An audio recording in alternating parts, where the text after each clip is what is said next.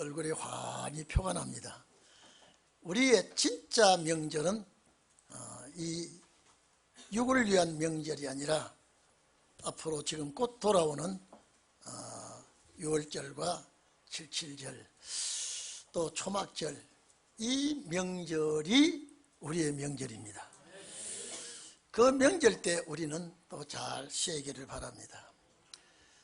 하나님께서 천지 창조하실 계획을 세울 때에 세상 끝날 어떻게 돌아가고 세상 끝날에 어떻게 잘 마치고 새로운 역사가 일어나게 될 것을 이미 계획하고 지금까지 진행해 오고 있습니다.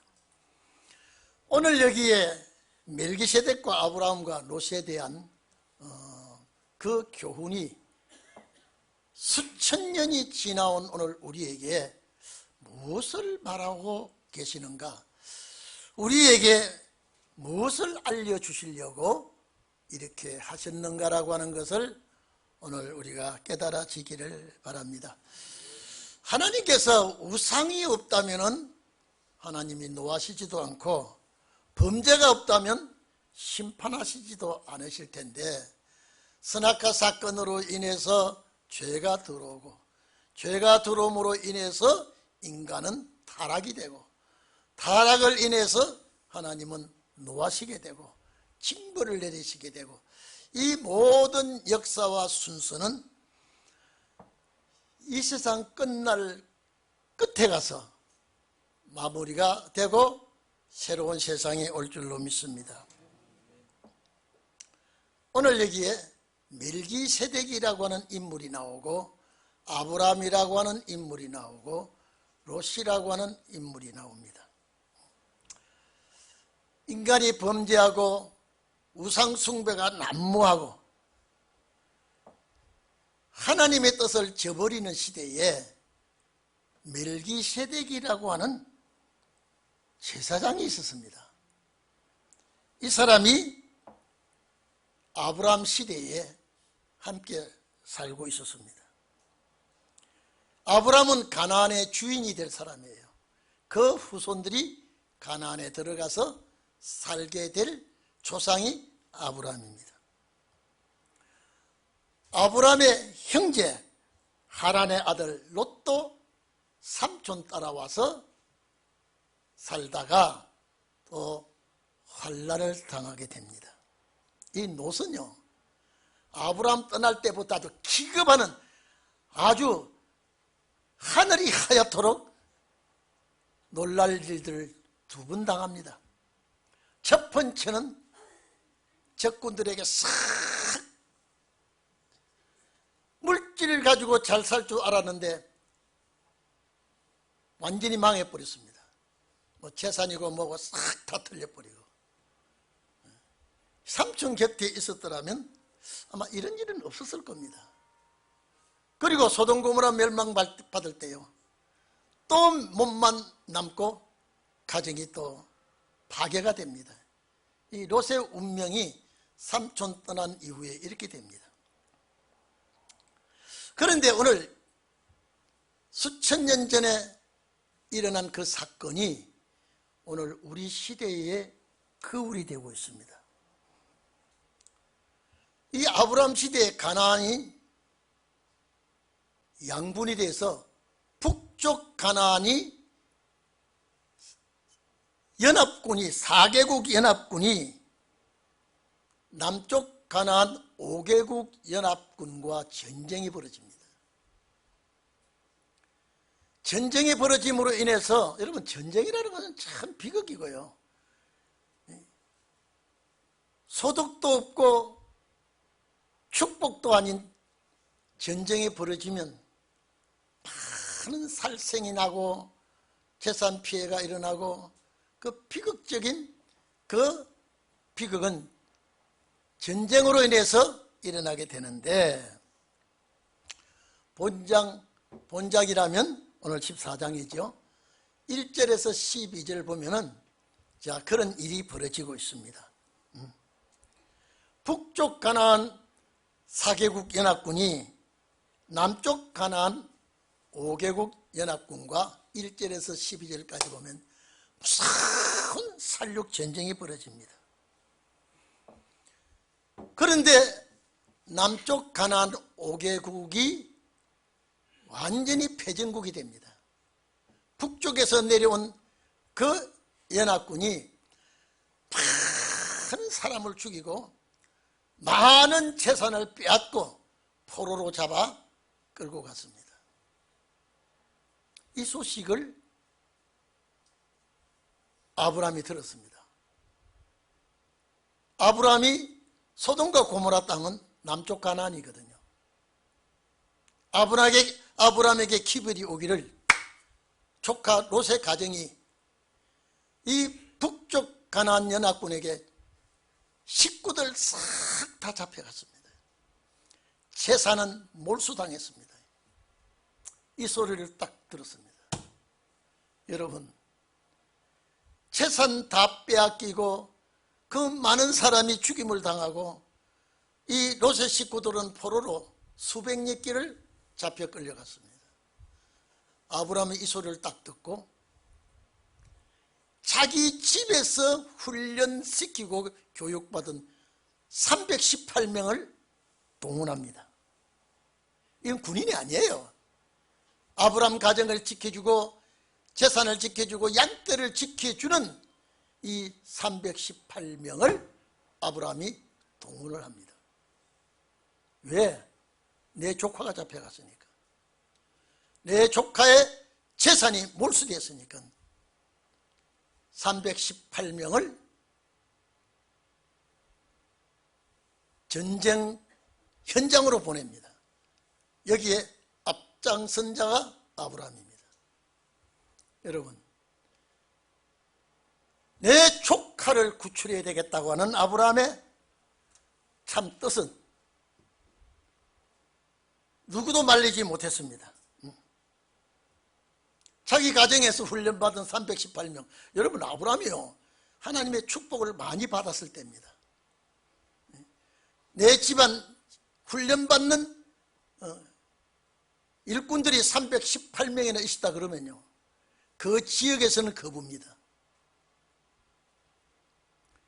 이 사람을 데리고 북가나안 연합군을 쫓아 올라갑니다. 이거는 게임이 안 되는 전쟁입니다. 이거는요, 말이 아브라함 군대지 무슨들이에요.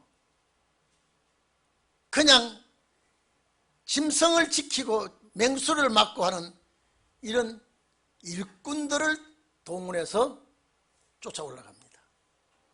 마치 사무엘상 17장에 보면은 골리앗과 다윗의 전쟁과 같습니다. 골리앗은 창금을 가지고 나왔지만은 다윗은 물맷돌을 가지고 맞짱을 뜹니다. 야, 이놈, 네가 나를 짐승을 보고 개로 보고 나를 쫓아오네. 골리앗은 전쟁은 여호와께 속했다라고 합니다. 칼과 창에 성패가 있는 것이 아니라 나는 만군의 여호와 이름을 가지고 왔다. 물맷돌 한 방에 골리앗을 눕힙니다. 그게 이제 말씀이 오는 아침에 그게 들어있을 겁니다. 하나님의 역사는 창과 금에 있지 아니하고 하나님의 능력이 있습니다. 전쟁은 여호와께 속했다. 아브라함이 믿음의 사람입니다. 하나님과 교통을 하고 살아가는 사람입니다. 축복을 많이 받은 사람입니다. 자기 가정의 양을 지키고 자기 가정을 지켜주는 이 사람들이 북쪽 가나안 연합군과의 상대에서 싸운다? 이거는 말도 안 되는 소리입니다. 어쨌든 간에 이 문제를 아브라함은 해결하기 위해서 쫓아갑니다. 200리나 가까이 됐는데 이제는 벌써 완전히 전쟁은 끝나고 이제는 완전히 남쪽 가나안은 망해버리고 그런데 아브라함 군대가 야움을 틈타서, 여러분요, 참 이것 보면요, 어떤 지도자가 나를 끌고 가느냐에 따라서 하나님의 역사가 있어야 되지만은 전쟁의 승패가 갈라지게 됩니다. 이제 저쪽에는 축제지요. 많은 탈취물을 가졌고 노예들을 잡아왔고, 근데 아브라함의 일꾼들은 뭐 군대라고 말하기가 어렵습니다. 야움을 틈타서 기습을 합니다. 아마 그 역사 속에는 하나님이 함께 계셨겠죠. 기습을 해가지고요, 318명이 한 사람도 희생되지 않냐고 모든 재산을 싹 다 뺏어옵니다. 할렐루야, 할렐루야. 하나님의 역사입니다.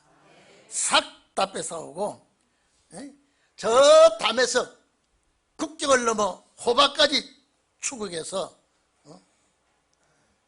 완전히 적을 소탕하고 싹 다 찾아옵니다. 이방 백성 잡혀간 것까지, 이웃나라 백성까지 아브라함이 구출을 합니다. 이건 있을 수 없는 일이에요. 이거는 정말로 상상할 수 없는 일입니다. 마치 이와 같은 전쟁이 또 있습니다. 하나님의 백성들이 미디안 군대와 싸우려고 군대를 소집하니까 32,000명이 모였습니다. 32,000명이 모였는데 적군을 바라보니까 겁이 납니다. 너희들이 전쟁의 두려움을 느끼고 무수한 것처럼 돌아가라고 하니까 22,000명이 돌아가 버렸습니다. 몇 명이요? 22,000명이 돌아가 버렸습니다. 10,000명 남았습니다. 이것도 하나님은 많다고 생각하시고 물가에 가서 물을 먹으면서 적이 기습에 오는지 안 오는지 동정을 살피면서 물을 먹는 사람 딱 뽑으니까 300명 나왔습니다. 이 300명 남고 970명, 9,700명은 돌려보냈습니다. 9,770명이죠. 700명이죠. 9,700명. 9,700명을 돌려보내고 300명 남았습니다. 그 300명으로 미디안 군대를 작살내버렸습니다. 이게 하나님의 역사입니다. 이게 하나님이 함께하는 자의 역사가 되는 줄로 믿습니다. 여러분, 북한에 아무리 핵무기를 만들어 놓고 미사일을 만들어 놓고 뭐 별하별 살생 무기를 만들어 놔도 주님 호령 한 방에 작살날 줄로 믿습니다. 우리가 이 땅 위에 살고 있기 때문입니다. 아브라함이 자기 조카 롯을 구출하면서 포로 잡혀갔던 사람들, 빼앗겼던 재산들을 몰수히 다 찾아왔습니다. 북쪽 가나안이 남쪽 가나안을 멸해버리고요, 모든 전쟁에서 이겼다고 성전가를 부를 때에 그 막강한 북가나안 군대가 아브라함의 용사 318명에 의해서 작살이 납니다. 이게 하나님이 싸워주는 역사겠죠. 오늘 우리에게도 이런 역사가 있습니다. 우리와 싸워주시는 분이 함께하여 주실 줄로 믿습니다. 환경과 싸워주실 줄로 믿습니다. 질병과 싸워주실 줄로 믿습니다. 원수와 싸워주시고 경제와도 금정말에 기승에도 싸워주실 줄로 믿습니다. 나 주위의 내 곁에는 임마누엘의 하나님이 함께하여 주실 줄로 믿습니다. 그리고 아브라함이 318명과 함께 그 많은 포로들 도로 되찾아오고 재산 싹 찾아 돌아와서 멜기세덱을 만납니다. 멜기세덱을 만납니다. 멜기세덱이 승리하고 돌아오는 아브라함에게 대환영을 열고 축제를 베풀어주고 복을 빌어줬습니다. 오늘 여러분, 이 잔치의 메뉴가 뭐냐라고 하면은 떡과 포도주입니다. 이것이 두 가지 뜻이 있습니다. 떡과 포도주는 훗날 신약시대에 예수 그리스도의 피와 살을 상징하는 것이고, 또 한 가지는 마지막 종들이 여기서 떡과 포도주는 말씀의 떡과 진리의 포도주로 싸워 승리할 것을 보여주습니다. 진리의 포도주, 말씀의 떡을 상징하는 것입니다. 오늘 이 자리에 계신 여러분, 우리는 진리의 떡을 먹고 말씀의 포도주를 마시고 승리하는 용사가 되기를 바랍니다. 여기서 잘 들어주십시오. 먼 훗날 훗날에 현재 있는 멜기세덱은 예수 그리스도의 모형입니다. 예수 그리스도의 그림자입니다. 히브리서 5장 10절에 보면은 하나님께서 멜기세덱의 반차를 쫓아서, 이 반차라고 하는 것은요, 반열 또는 차례입니다. 그 차례를 따라서 예수님께서 대제사장이 되었다 그랬습니다. 구약 멜기세덱의 그 반차를 쫓아서 대제사장의 칭함을 입었다 그랬습니다. 또 히브리서 6장 20절에는 하나님께서 멜기세덱의 반차를 쫓아서 영원한 제사장이 되었다. 그리고 우리를 위하여 들어가셨느니라. 멜기세덱의 반차를 쫓아서. 그러면 히브리서 다시 7장 1절 이하에 보면 멜기세덱은 예루살렘 왕이다. 멜기세덱은 지극히 높으신 하나님의 제사장이라 일컬음을 받는다. 여러 임금을 쳐서 돌아오는 아브라함을 만난 오늘 본문입니다. 여러 임금을 쳐서 돌아오는 아브라함을 만나 복을 빈 자라 그랬습니다. 그리고 아브라함이 11조를 드렸다 그랬습니다. 그 이름을 번역한 적, 살렘 왕이요, 멜기세덱을 그 이름을 번역한 적, 처처는 의의 왕이요, 주님이 의의 왕이 되는 것이죠. 살렘 왕이요, 새 예루살렘의 왕이 되는 것입니다. 그리고 멜기세덱이 평강의 왕이라 그랬습니다. 예수 그리스도가 평강의 왕이 될 것입니다.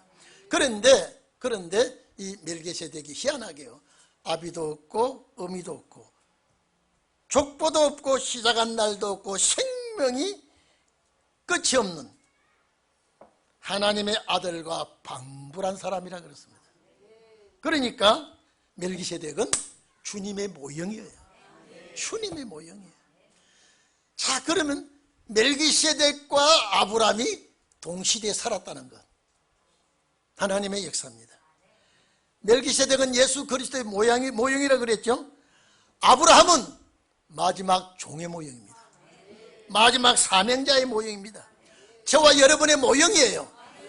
저와 여러분이 마지막 신원의 종들이 원수와 싸우고 돌아오는 역사를 여기서 멀리 희미하게 그림자로 보여준 겁니다. 아브라함은 누구라고요? 누구의 모형이라고요? 신원의 종의 모형입니다. 여러분의 모형입니다.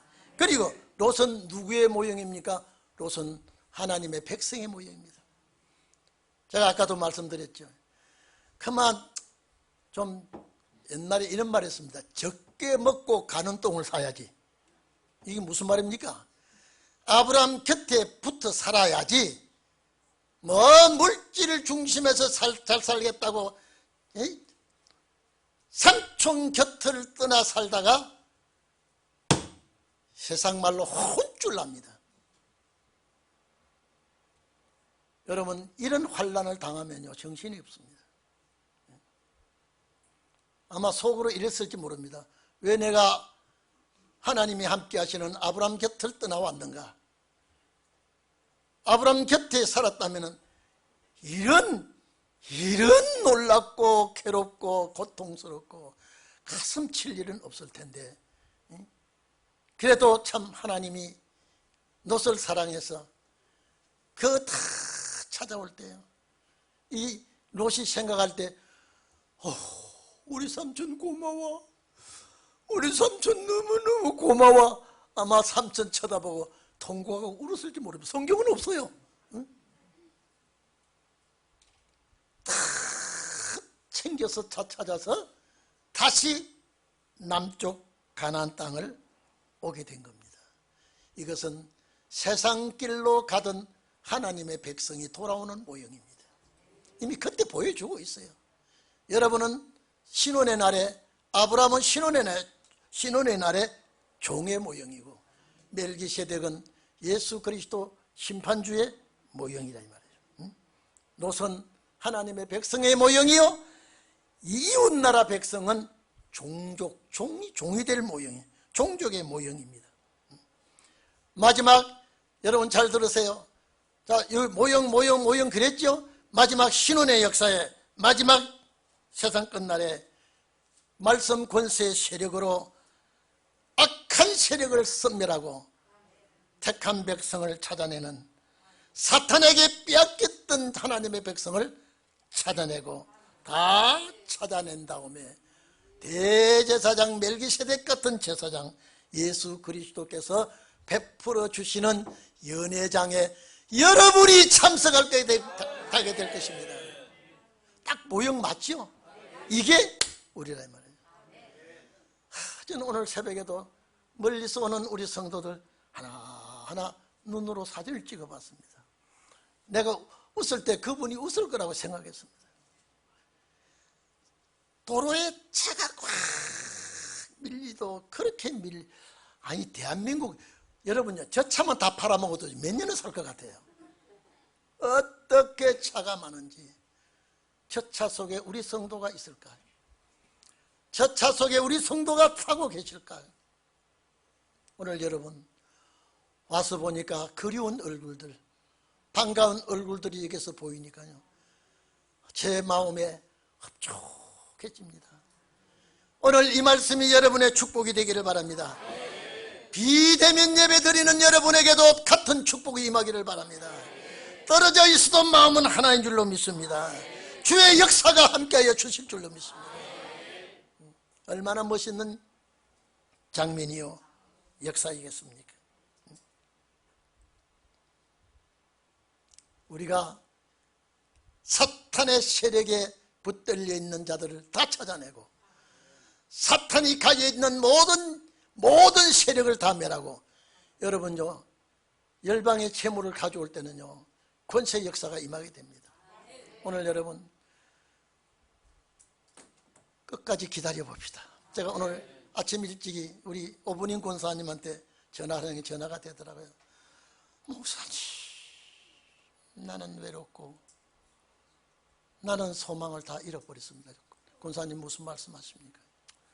명절이라도 누구 하나 얼씬도 하지 않는다 그래요. 소망 가지십시오. 소망 가지십시오.